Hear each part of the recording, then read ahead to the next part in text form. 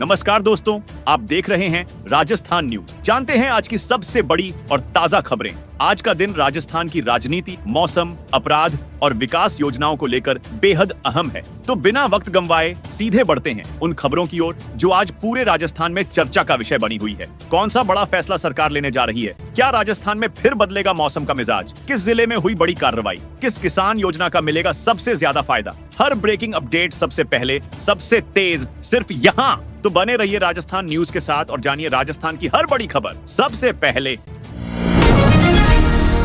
राजस्थान में मौसम ने ली करवट। मार्च में लगने लगी जून वाली गर्मी, जानिए आज कैसा रहेगा। राजस्थान में मौसम में लगातार बदलाव हो रहा है। उत्तर से आने वाली ठंडी हवाएं अब कमजोर पड़ गई हैं, जिससे दिन के तापमान में तेजी से वृद्धि हो रही है। राज्य के अधिकांश इलाकों में अब सर्दी का असर लगभग खत्म हो गया है। गर्मी ने अपना असर दिखाना शुरू कर दिया है। जयपुर सहित कई शहरों में तापमान 30 डिग्री सेल्सियस के पार दर्ज किया गया है। जयपुर में तपा देने वाली गर्मी का एहसास शुरू हो गया है। इससे शहर में जूस, आइसक्रीम और कोल्ड ड्रिंक की दुकान फिर से सजना शुरू हो गई है। मौसम विभाग की फोरकास्ट रिपोर्ट के अनुसार रविवार को अजमेर में 33.6 डिग्री, जयपुर में 31.6 डिग्री, सीकर में 31.5 डिग्री, कोटा में 32.5 डिग्री, चित्तौड़गढ़ में 36.3 डिग्री, बाड़मेर में 38.4 डिग्री, जैसलमेर में 36.0 डिग्री, जोधपुर में 35.7 डिग्री, बीकानेर में 35.3 डिग्री, चूरू में 33.3 डिग्री और श्री गंगानगर में 32.6 डिग्री सेल्सियस अधिकतम तापमान दर्ज किया गया। सरकारी नौकरी। राजस्थान में चतुर्थ श्रेणी भर्ती के लिए पदों की संख्या बढ़ी, अब 53,749 वैकेंसी। 21 मार्च से करें अप्लाई। राजस्थान कर्मचारी चयन बोर्ड ने चतुर्थ श्रेणी कर्मचारी भर्ती 2024 का संशोधित नोटिफिकेशन जारी कर दिया है। इसके तहत 53,749 पदों पर भर्ती की जाएगी। हालांकि इससे पहले इस भर्ती के लिए 52,353 पद भरे जाने थे। इनमें से 48,199 पद नॉन टीएसपी और 5,550 पद टीएसपी क्षेत्रों के लिए आरक्षित हैं। उम्मीदवार राजस्थान कर्मचारी चयन आयोग की ऑफिशियल वेबसाइट rsmssb.rajasthan.gov.in पर जाकर आवेदन कर सकते हैं। एजुकेशनल क्वालिफिकेशन 10वीं पास। एज लिमिट 18 से 40 वर्ष उम्र की गिनती 1 जनवरी 2025 को आधार मानकर की जाएगी। आरक्षित वर्ग के उम्मीदवारों को नियमानुसार उम्र में छूट दी जाएगी। राजस्थान कैबिनेट ने कोचिंग पर लिया बड़ा फैसला, अब कानूनी जांच के दायरे में आएंगे ये संस्थान। राजस्थान मंत्रिमंडल ने राज्य के कोचिंग संस्थानों को विनियमित करने और विद्यार्थियों को सुरक्षित एवं उनके अनुकूल वातावरण प्रदान करने के लिए एक विधेयक को मंजूरी दी है। अधिकारियों ने शनिवार 8 मार्च को यह जानकारी दी। अधिकारियों ने बताया कि राजस्थान कोचिंग सेंटर नियंत्रण एवं विनियमन विधेयक 2025 का मसौदा केंद्र सरकार द्वारा जारी दिशा निर्देशों, राज्य की विशिष्ट आवश्यकताओं और विभिन्न हितधारकों के साथ विचार विमर्श के बाद तैयार किया गया। कौशल विकास नीति को भी मंजूरी। संसदीय कार्य मंत्री जोगाराम पटेल ने कहा कि कोचिंग संस्थानों के प्रबंधन में पारदर्शिता सुनिश्चित करने के लिए राज्य स्तरीय पोर्टल स्थापित किया जाएगा और विद्यार्थियों की काउंसलिंग के लिए एक हेल्पलाइन नंबर और राजस्थान कोचिंग संस्थान नियंत्रण एवं विनियमन प्राधिकरण की स्थापना की जाएगी। मंत्रिमंडल ने राज्य की कौशल विकास नीति को भी मंजूरी दी, जिसका उद्देश्य औद्योगिक क्षेत्रों की मांगों को पूरा करने के लिए युवाओं को विशेष कौशल में प्रशिक्षित करना है। यह नीति राज्य के औद्योगिक विकास में मदद करेगी और युवाओं को वैश्विक प्रतिस्पर्धा के लिए तैयार करेगी। IIFA अवार्ड समारोह में 2 एक्टर्स के बीच हुई बॉक्सिंग। जयपुर में होस्टिंग को लेकर 3 कलाकारों में नोकझोंक। अमर सिंह चमकीला को best digital award international Indian film academy IIFA awards समारोह की शुरुआत जयपुर में शनिवार से हो गई। 2 दिन चलने वाले इस समारोह में सीतापुरा स्थित exhibition and convention centre JCC में पहले दिन 8 मार्च को डिजिटल अवार्ड दिए गए। इसमें चमकीला को डिजिटल कैटेगरी की बेस्ट फिल्म का अवार्ड मिला। शनिवार की देर रात तक चले कार्यक्रम में स्टेज पर एक्टर एक्ट्रेस ने जमकर मस्ती की। अभिषेक और विजय वर्मा के बीच स्टेज पर होस्टिंग को लेकर तकरार हुई। इसमें अपार शक्ति भी शामिल हुए। आखिर में तीनों ने मिलकर होस्टिंग की। आईफा सेरेमनी के दौरान स्टेज पर बॉक्सिंग रिंग बनाई गई। इस रिंग में एक्टर अभिषेक बनर्जी और विजय वर्मा उतरे। दोनों ने फिल्मों और OTT को लेकर बॉक्सिंग की। वहीं नोरा फतेही के साथ जयपुर के 2 युवा कलाकारों में डांस। पंचायत सीजन 3 के सचिव जी ने बेस्ट एक्टर का अवार्ड जीता। जयपुर में IIFA डिजिटल अवार्ड्स सेरेमनी। करिश्मा गिरते गिरते बची, ड्रेस पर कमेंट से भड़की, उर्फी सरकारी नौकरी छोड़ सट्टा खिलाते। कोई कांस्टेबल, कोई बीटेक। खेलने वाले कर्ज में डूबे, कोई चोर बन गया तो किसी ने फंदा लगाया। उदयपुर के मावली गांव में 23 जनवरी को कर्ज से परेशान लक्ष्मण रेगर ने फंदा लगाकर सुसाइड कर ली। पुलिस को सुसाइड नोट मिला जिस पर लिखा था, ऑनलाइन गेम में सारे पैसे हार गया, कर्ज से परेशान होकर ये कदम उठा रहा हूँ। जोधपुर के खुमाराम सुथार की नौकरी छूटी तो उसने ऑनलाइन सट्टा लगाना शुरू की। रोज हारने लगा तो कर्ज को चुकाने के लिए मकान मालिक के घर 70 लाख रुपए की चोरी कर डाली। पाली में किन्नरों की हवेली इलाके में राकेश सैन की डेड बॉडी फंदे से झूलती मिली। पता चला कि उसने पाकिस्तानी सट्टा ऐप डाउनलोड कर रखा था जिसमें वो रोज हार रहा था। ये घटनाएं बता रही हैं कि राजस्थान के शहरों में ही नहीं, गांवों में भी ऑनलाइन सट्टे का जाल बिछा है। रातों रात अमीर बनने के लालच में कई युवा इनके जाल में फंसकर क्रिमिनल बन गए हैं। बीते एक साल में सुसाइड इस तरह के मामलों में सुसाइड की 5 से 6 घटनाएं सामने आ चुकी। इसके उलट ऑनलाइन सट्टा और गेमिंग ऐप के मास्टरमाइंड करोड़ों अरबों के मालिक बन बैठे। हाल ही में जयपुर की मानसरोवर पुलिस ने एक ऐसी ही गैंग को पकड़ा है जिसमें शामिल लोगों ने सट्टा खिलाने के लिए सरकारी नौकरी तक दांव पर लगा दी। इनमें कई पुलिसकर्मी भी शामिल हैं।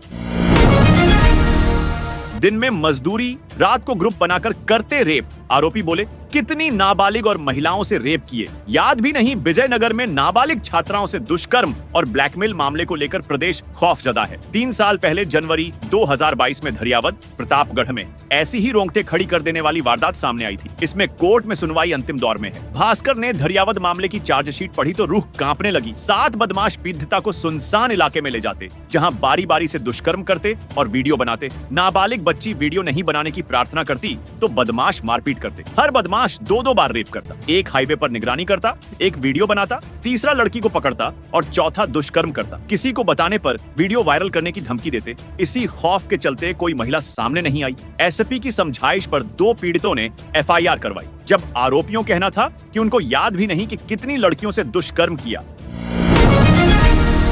पत्थर से सिर कुचलकर हत्या, कुल्हाड़ी से प्राइवेट पार्ट काटा, घने जंगल में फेंकी लाश, रेंग रहे थे कीड़े। अवैध संबंध का था शक परिवार की महिला से। अवैध संबंधों के शक में 2 चचेरे भाइयों ने पत्थर से सिर कुचलकर युवक की हत्या कर दी। इसके बाद कुल्हाड़ी से उसका दायां पैर और प्राइवेट पार्ट काट डाला, शव घने जंगल में फेंक दी। सिर इतनी बुरी तरह कुचला गया था कि पहचान करना मुश्किल था। परिजन 10 दिन से युवक को ढूंढ रहे थे। ढूंढते ढूंढते जंगल में पहुंचे तो वहां उन्हें कीड़े रेंगती लाश मिली। मामला उदयपुर के सायरा थाना इलाके का है। मामले में पुलिस ने सोमवार को 2 आरोपियों को गिरफ्तार कर कोर्ट में पेश किया है। एसएचओ प्रवीण जुगतावत ने बताया, 5 मार्च को गोपाल, बदला हुआ नाम, ने अपने भाई रोहित, बदला हुआ नाम, की हत्या का मामला दर्ज करवाया था। मामले में सोमवार को अनिल 35 और आशीष 32, बदला हुआ नाम, को गिरफ्तार किया है। दोनों युवक चचेरे भाई हैं। पुलिस की पूछताछ में सामने आया कि रोहित का अनिल और आशीष के परिवार की महिला से अवैध संबंध था। इसका पता चलने पर दोनों ने रोहित की हत्या का प्लान बनाया। हत्या के बाद दोनों उसे जंगल में फेंक गए थे। फिलहाल दोनों से पूछताछ जारी है। खाटू मेले में श्रद्धालुओं पर हेलीकॉप्टर से बरसाए फूल चांदी के रथ में बाबा का नगर भ्रमण। गर्मी से 4 लोग बेहोश, ठंडे पानी इत्र की बौछार खाटू में। फाल्गुनी एकादशी पर 125 किलो चांदी से बने 1.5 करोड़ रुपए के भव्य रथ में बाबा श्याम का नगर भ्रमण ने। रथ यात्रा के दौरान भीड़ नियंत्रण में पुलिस की सख्ती देखने को मिली। रथ को छूने के लिए उमड़ी भीड़ को पुलिस ने धक्का मुक्की कर हटाया। कुछ श्रद्धालुओं को थप्पड़ भी मारे। यात्रा प्राचीन श्याम कुंड से शुरू होकर अस्पताल चौराहा और पुराना बस स्टैंड होते हुए मुख्य बाजार के कबूतर चौक पर समाप्त होगी। नगर भ्रमण में भारी संख्या में पुलिस बल तैनात है। हेलीकॉप्टर से श्रद्धालुओं पर फूल बरसाए गए। भक्तों पर ठंडे पानी और इत्र की बौछार की जा रही है। रविवार रात से ही मंदिर में भक्तों की भारी भीड़ जमा है। सभी 14 लाइन फुल हैं और 75 फीट ग्राउंड पर हजारों श्रद्धालु दर्शन के लिए कतारबद्ध हैं।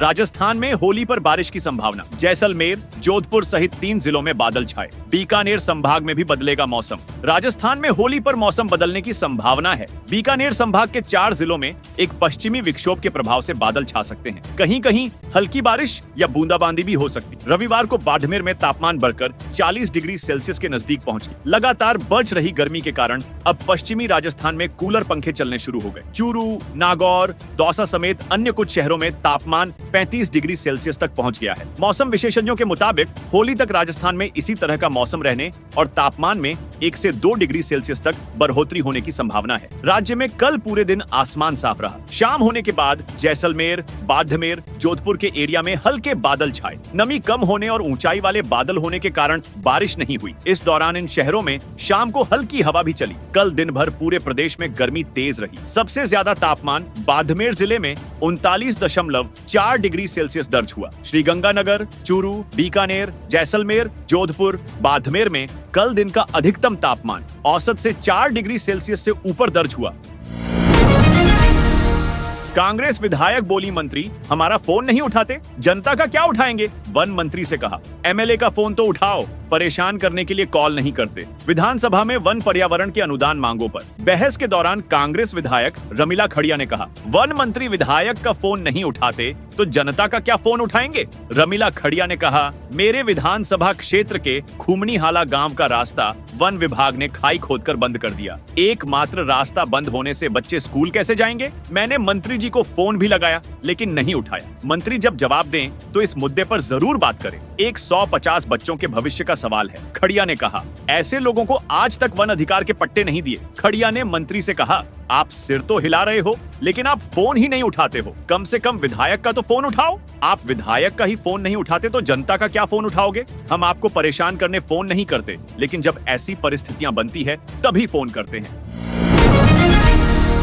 राजस्थान के मंत्री नहीं बता रहे अपनी संपत्ति साल भर में पोर्टल पर अपलोड करने का नियम। टॉप अफसरों ने बताया कितने फ्लैट प्लॉट खरीदे राजस्थान में। भजन लाल सरकार को 1 वर्ष से ज्यादा का समय हो गया है, लेकिन किसी भी मंत्री ने संपत्ति का ब्यौरा सार्वजनिक नहीं किया है। केंद्रीय गृह मंत्रालय के निर्देश हैं कि हर साल मंत्री अपनी संपत्ति का ब्यौरा दें। इसके लिए बाकायदा तय फॉर्मेट है। मंत्रियों ने 1 साल में अपनी संपत्ति कितनी बढ़ाई घटाई, क्या खरीदा क्या बेचा, इन सब का ब्यौरा हर साल में सामान्य प्रशासन विभाग जीएडी की वेबसाइट पर सार्वजनिक करना जरूरी होता है। भास्कर ने जीएडी की वेबसाइट पर जाकर देखा तो वहां केवल पूर्व मंत्रियों की संपत्ति का हाइपरलिंक दिया हुआ है, वह भी ओपन नहीं हो रहा है। मौजूदा सरकार के एक भी मंत्री की संपत्ति का ब्यौरा हाइपरलिंक नहीं है। पिछले 20 साल के शासन को देखें तो महज एक ही मुख्यमंत्री के कार्यकाल में ऐसा हुआ था जब मंत्रियों की संपत्ति वेबसाइट पर सार्वजनिक की गई थी। भूटान की आबादी से ज्यादा श्रद्धालु पहुंचे खाटू श्याम। वीआईपी एंट्री बंद होने से ट्रैफिक आसान। व्यापारी बोले पाबंदियों से करोड़ों का घाटा हुआ खाटू श्याम जी का लक्खी मेला इस बार 12 दिन का है। पिछले 7 दिन में पड़ोसी मुल्क भूटान की कुल आबादी 8 लाख के बराबर श्रद्धालु दर्शन कर चुके हैं। औसत निकाला जाए तो हर दिन लगभग 1.14 लाख श्रद्धालु खाटू श्याम जी पहुंच रहे हैं।